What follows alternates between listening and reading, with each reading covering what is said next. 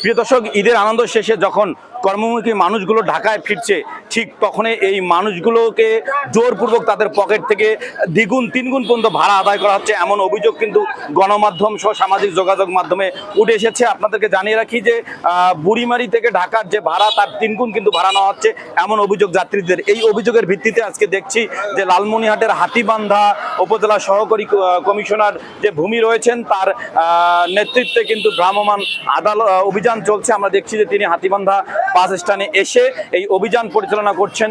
তিনি প্রতিটা কাউন্টারে যাচ্ছেন, ঘুরে ঘুরে তিনি টিকিটগুলো দেখছেন, পাশাপাশি যাত্রীদের সঙ্গে কথা বলছেন এবং জানার চেষ্টা করছেন কারো কাছে অতিরিক্ত ভাড়া নেওয়া হচ্ছে না। প্রিয় দর্শক, আপনাদেরকে জানিয়ে রাখি যে এই যে কর্মমুখী মানুষ যারা ঈদ শেষে ঢাকায় ফিরছেন জীবন জীবিকার তাগিদে, তাদের কাছে কিন্তু একেবারে বলা যায় যে গলা চিপে তাদের কাছে দ্বিগুণ এমনকি তিনগুণ পর্যন্ত ভাড়া আদায় করা হচ্ছে, এমন অভিযোগ। সেই অভিযোগ কিছু বিভিন্ন গণমাধ্যমে সামাজিক যোগাযোগ মাধ্যমে প্রকাশ হওয়ার পর আমরা দেখছি যে অভিযান চলছে।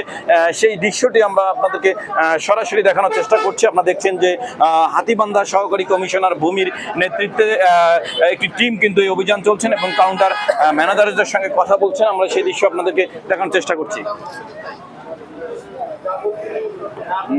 আপনাদেরকে জানিয়ে রাখি যে যাত্রীদের কাছ থেকে দ্বিগুণ এবং তিনগুণের মতো ভাড়া নেওয়া হচ্ছে, এমন অভিযোগ দীর্ঘদিনের। এই অভিযোগের ভিত্তিতে কিন্তু আজকে অভিযান পরিচালনা চলছে, সেই দৃশ্য আপনাদেরকে আমরা সরাসরি দেখানোর চেষ্টা করছি। জি আমরা যারা যাত্রী আছি, যাত্রী সাধারণ, তারা ন্যায্য ভাড়া দাবি করছি। তবে ভাড়া কি অতিরিক্ত নেওয়া হচ্ছে? হ্যাঁ, অবশ্যই অবশ্যই। আমরা তো 700 টাকা, 750 টাকা, 800 টাকার মধ্যে টাকা চলে যায়। এটা এখন 1500, 1200, 1400, 1800, 2000 অনেক টাকা, যেটা একজন যাত্রীর জন্য, সাধারণ যাত্রীর জন্য খুবই কষ্টকর এবং এক্সপেন্সিভ, ব্যয়বহুল। আমরা আরেকটু দেখানোর চেষ্টা করি। আপনারা দেখছেন যে সহকারী কমিশনার ভূমি তিনি কিন্তু একেবারে অভিযান পরিচালনা করছেন। আমরা তার সঙ্গে একটু কথা বলার চেষ্টা করব। আমি একটু কথা বলতে চাচ্ছি, কিসের ভিত্তিতে আপনারা অভিযান পরিচালনা করছেন আজকে? না, এটা একটা অভিযোগ আসছিল আমাদের কাছে।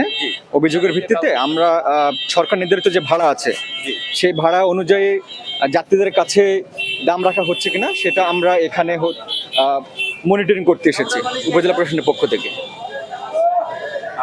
আমরা দেখছি যে আমরা সহকারী কমিশনার ভূমির সঙ্গে কথা বললাম, তিনি কিন্তু অভিযোগের ভিত্তিতে এসেছেন এবং তিনি কিন্তু প্রতিটা কাউন্টারে ঘুরে ঘুরে এই অভিযোগগুলো দেখছেন। প্রিয় দর্শক, আপনাদেরকে জানিয়ে রাখি,